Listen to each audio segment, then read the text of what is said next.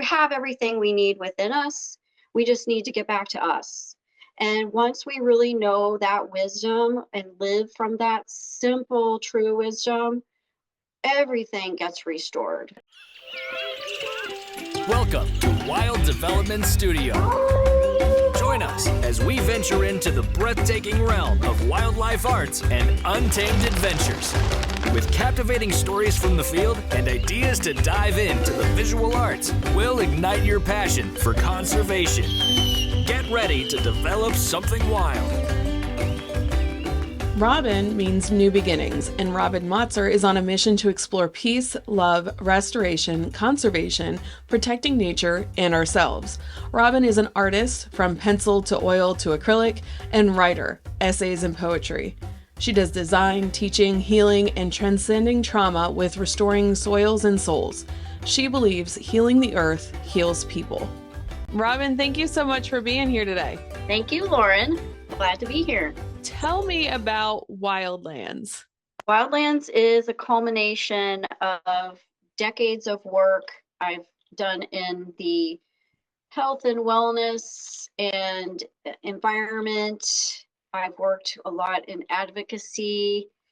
So I've just created Wildlands, which is on Substack, and it's I share poetry, essays, and art, along with action steps to help yourself and nature and more than humans, with a mission to reduce harm, increase self-love, and love of nature and all relations.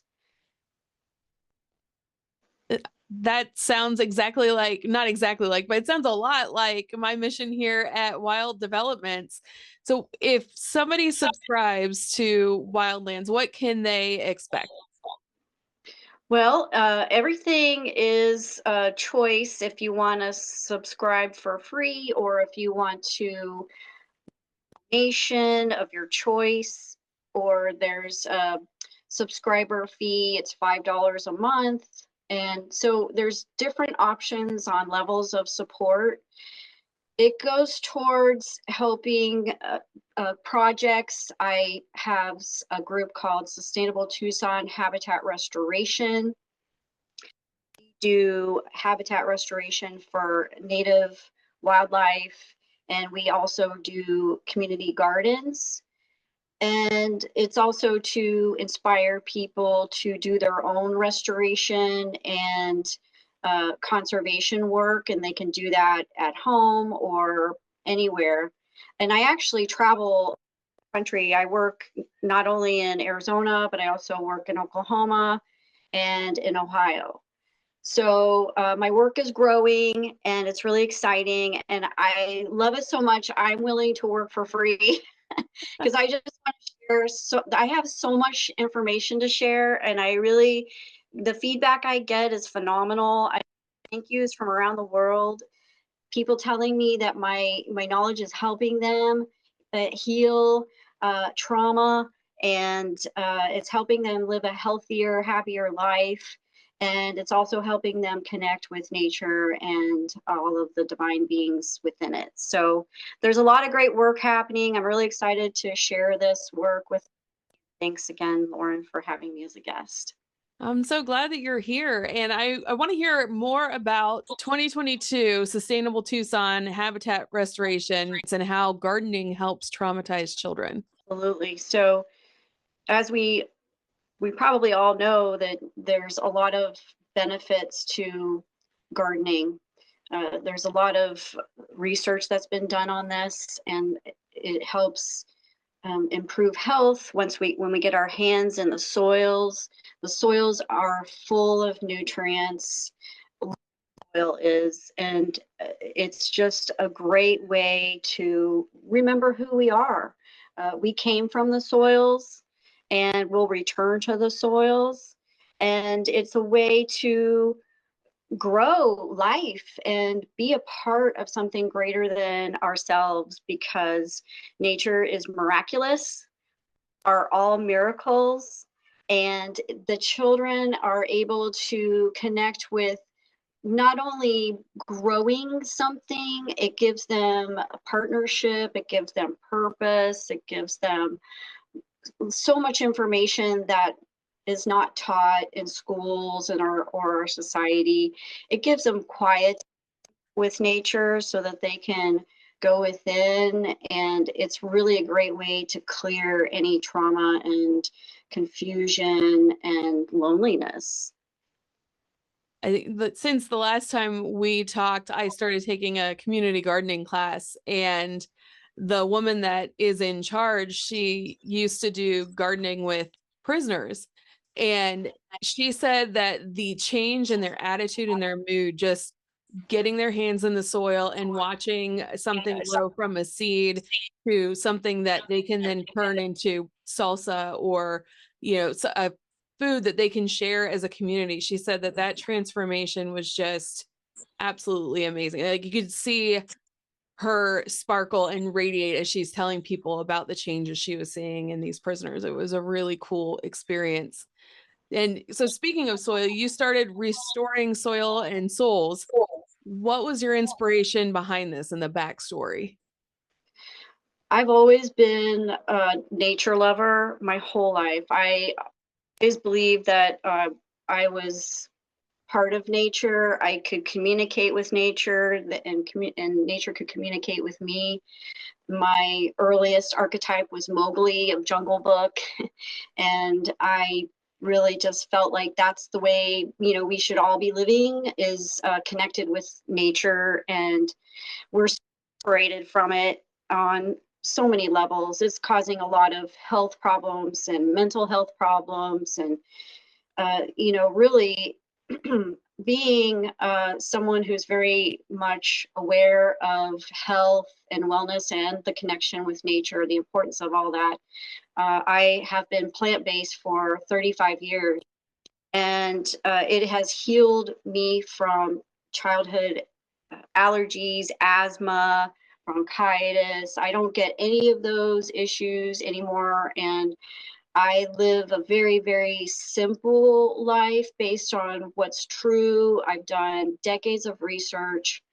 I am very, very active in several communities, and I've actually been asked to run for office even a few times, which I gratefully declined. I feel like my work is actually it is very political, and it does incorporate knowledge of and wisdom of laws and politics. Grandfather was a farmer and friends with the U.S. president, and my great aunt actually helped to raise and babysit the first daughter of a president. And another ancestor fought in the American Revolution. So food, farming, and freedom are infused in my life, and restoration conservation is a part of. My partner is a physicist and a citizen of the Cherokee Nation, and he and I now own farmland that has been in his family since 1902. And we have paperwork that's signed by a US president around that time that said this Cherokee land, which we all know the trauma that the extirpation of the indigenous and all the wildlife, the buffalo, is horrific. It's something that we all need to make amends with. And that's exactly what my partner and I are doing. And the happy part of this is that my partner is a citizen of the Cherokee Nation. So the land is back in Cherokee hands, and we are restoring the land and a home, and we are planted hundreds and hundreds of trees for the wildlife and for food, and we're doing gardens regeneratively. It's going to be one of the most beautiful sanctuaries for wildlife and for people and nature, and we hope one day that it will be a park for perpetuity, because Sean and I don't have children. Our children are all the beings that we are teaching and guiding, and we really want to have our legacy be this park, and it'll be a historical park, for indigenous, the Cherokee, but also the history of farming, and farmers really built this country. And we need to get back to healthy ways of farming and gardening, because the soils have so much nutrients and they have to be nurtured in a regenerative way, because that's been done for millennia.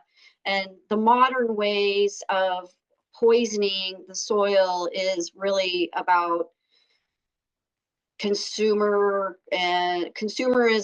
and it gets people sick and into the pharmaceuticals and all of the industries that sell these chemicals. We really need to go back to what we know about what's true, and that's really a simple regenerative lifestyle. I find that so fascinating, and it seems so overwhelming. Like I want to start a garden in my own yard, and I have to look up local regulations with the township and the neighborhood, and it feels so ridiculous. We should be able to grow our own food on our own land. How do we go back to reclaiming a land that, everybody should have access to? I agree so much with your statement, Lauren. That's my work. Restoring soils and souls is all about that. It's all about taking our power back, our authority. We're in charge.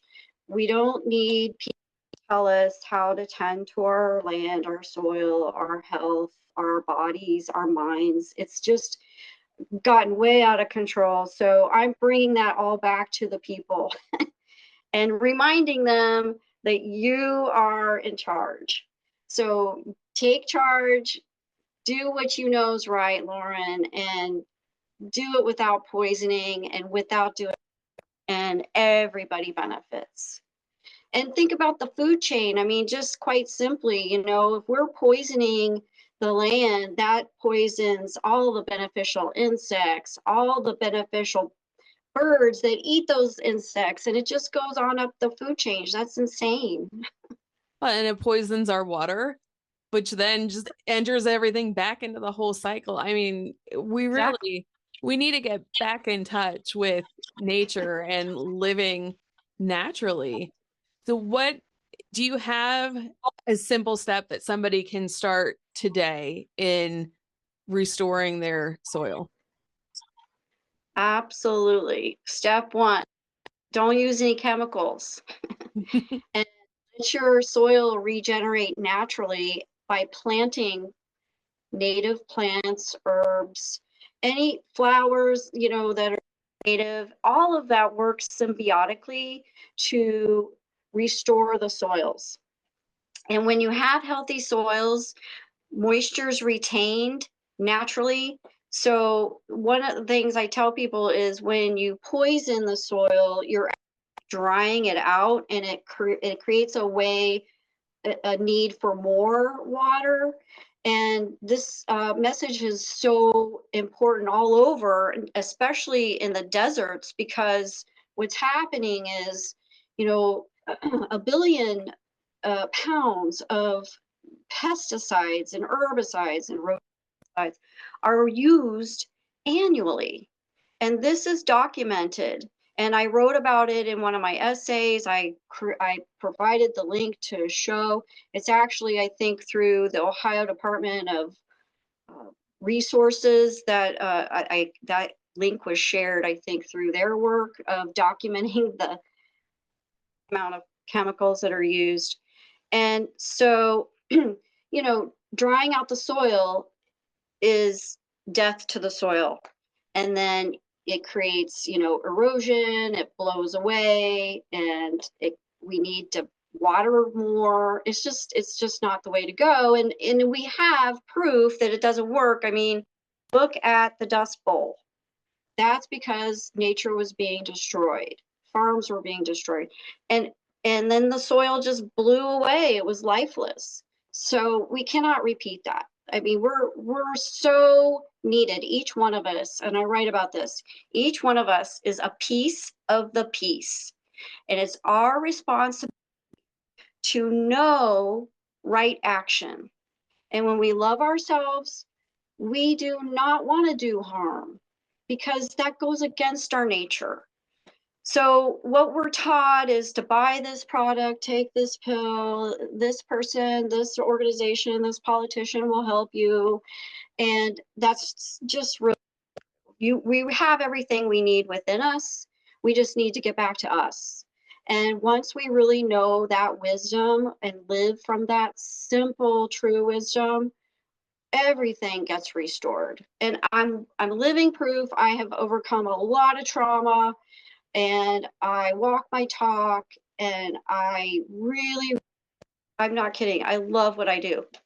So if anyone wants guidance, just reach out to me. I am happy to help. Yeah, it sounds like, I mean, you can tell just listening to you how passionate you are about it. And, we all want to be cured from physical impairments and we want to be healthy. We want to live more connected lives. Why do you think that higher powers that be are poisoning our land and essentially poisoning us? I we see the end of the road. It's not going to be pretty. Why are we still on this, like, basically a bullet train towards destruction? Why do you think that is? I know why that is. Again, I've done a lot of advocacy. I was asked to run for office.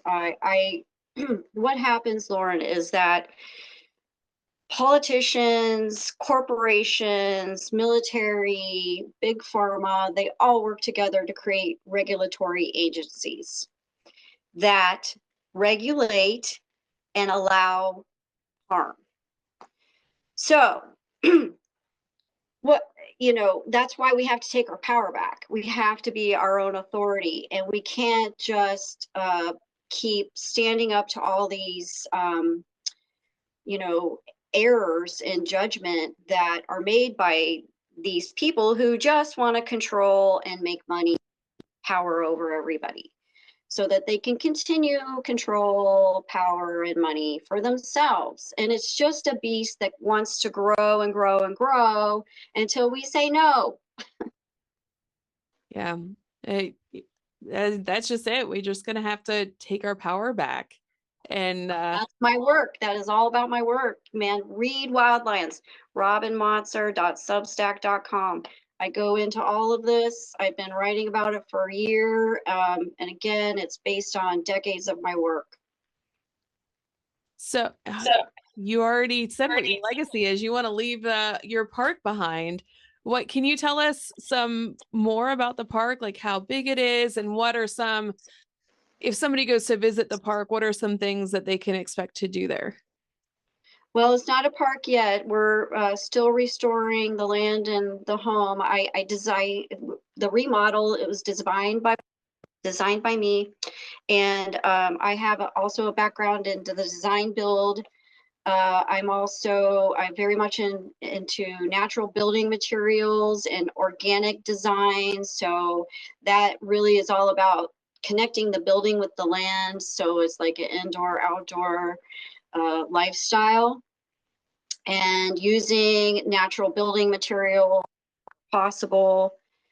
And one day it'll be a park. So what we hope to have will be organic regenerative gardens and places to reflect and, walk. And we'd like to have a pond for the wildlife, and free food, free organic food and herbs, and one day hopefully a sanctuary for the wild that can't be released. I used to work for a wildlife center. We did rescues, and we did restoration, rehab, and then we would return them back to the wild if they could be returned back to the wild.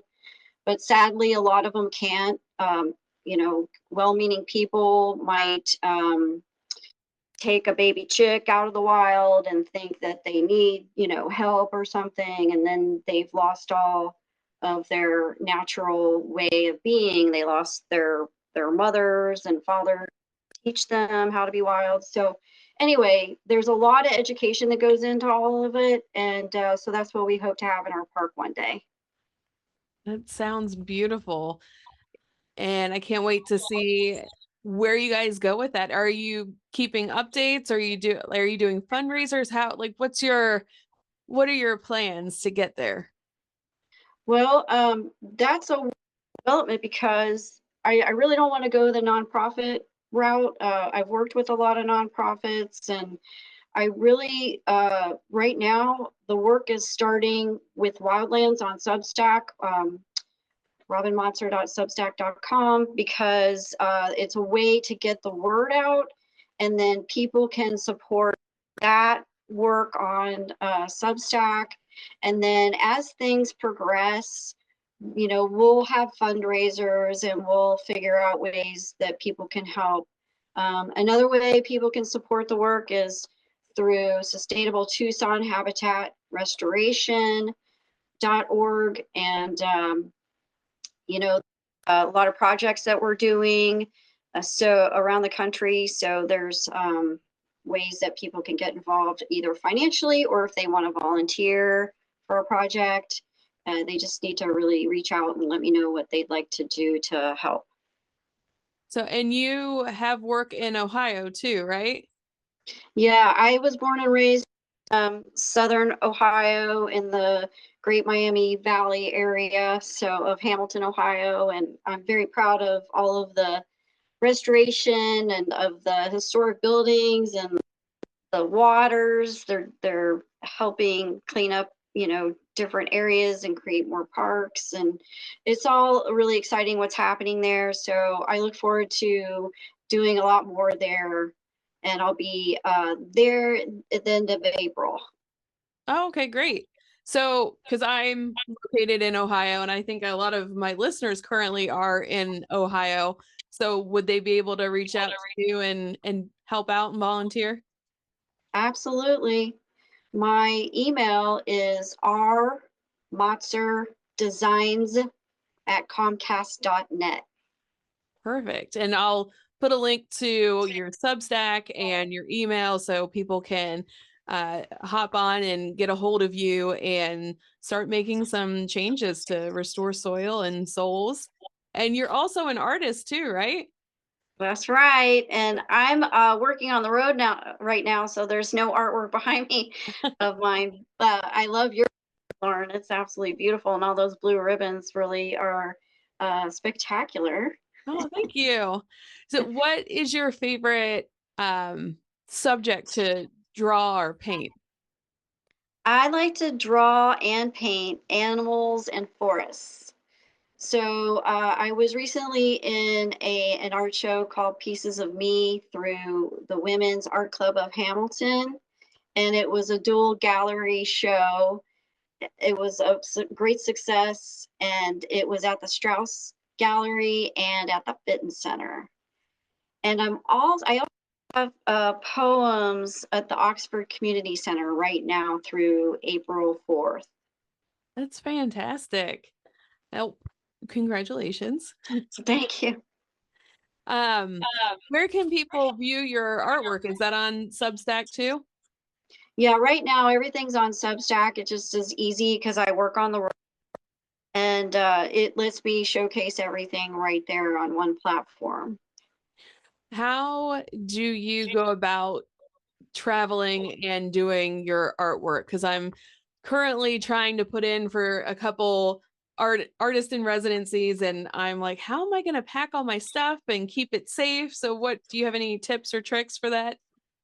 Well, it's pretty much just trial and error for me, but what I guess works is that, well, so that's why I went back to drawing with a pencil. So, my show, the Pieces of Me artwork are actually my pencil drawings of animals.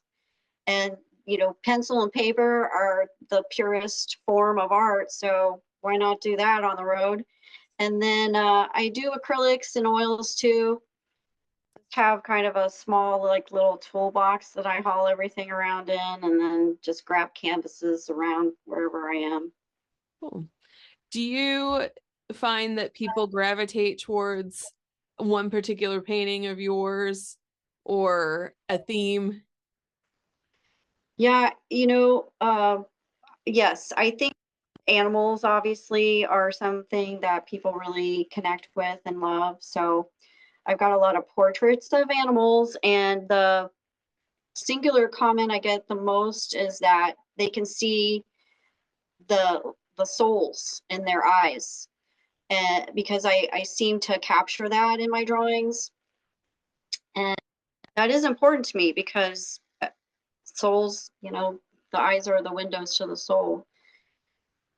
You got your restoring soils and souls. So that totally makes sense. That the eye is absolutely my favorite part to paint on anything. And I don't think people realize all the intricate details with the reflections and then also adding in the shadow and everything that really helps to bring it to life.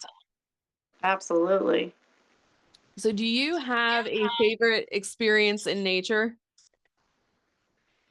Well, I have several spans decades. I just across the board, my favorite thing is connecting with the wild. I mean, wildlife, I can tell wildlife love humans. They're very curious about us. They just want us to behave a little more kindly and with more respect to them.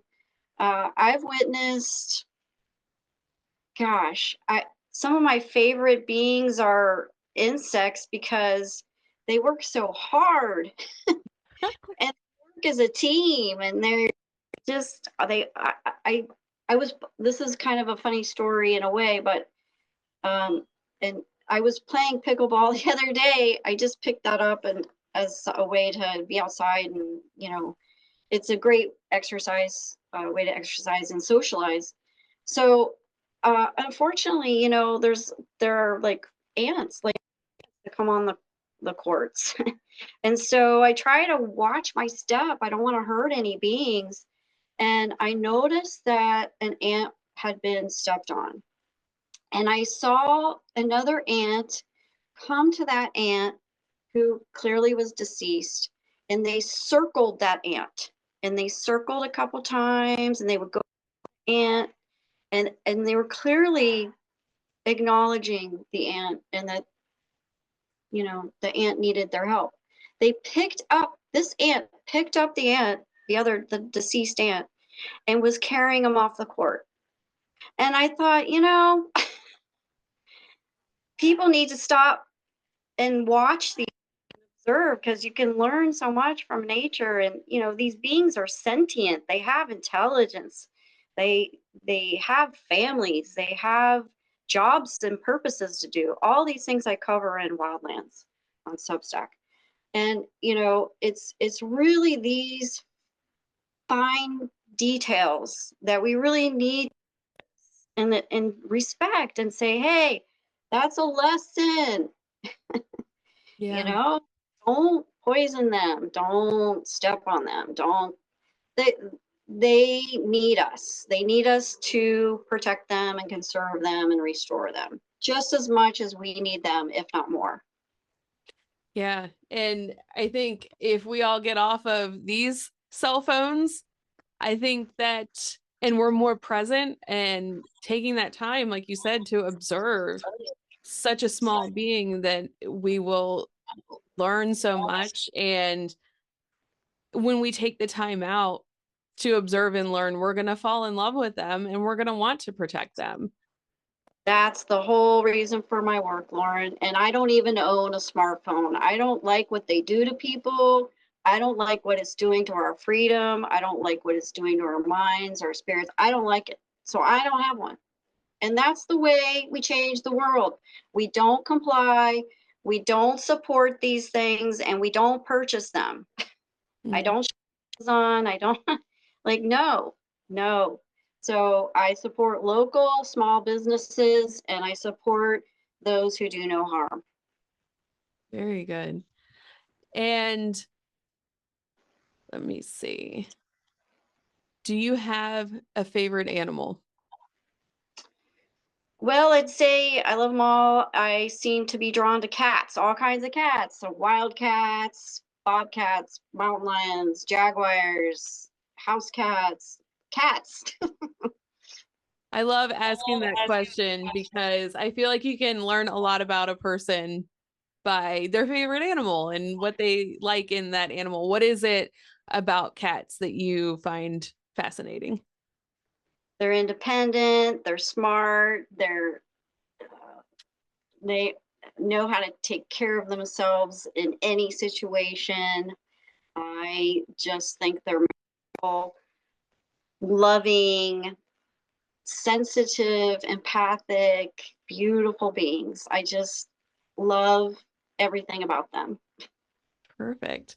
Well, you've told us where people can find you, and so I will make sure that we put that in the show notes so people can find you. And before we go, what is one tip that you have for someone who would like to connect with nature?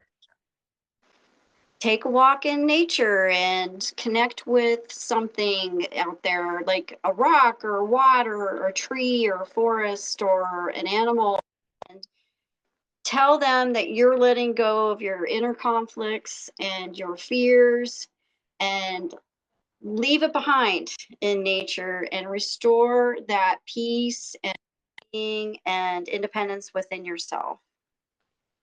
Perfect. Thank you so much for sharing all of your information, and keep up your important work. I can't wait to hear how far you go. So thank you for sharing that. Thanks, Lauren. And people can read some of my other connection with wildlife. I've written about my connections with fish, dolphins, hawks, birds, a bear. Intuitive and psychic. I do healing work for animals as well as people, and I do a lot of sharing on my publication. Great. Thank you so much. And until next time, get outside and see what develops. Thanks for joining Wild Development Studio. We hope this exploration into the world of wildlife arts and adventure has sparked a desire to get outside and connect with something wild. If you have an adventure that's awe-inspiring, don't hesitate to share. Click the link in the description to submit your story to have it featured on our show or be a guest. Until next time, keep connecting to the wild and see what develops.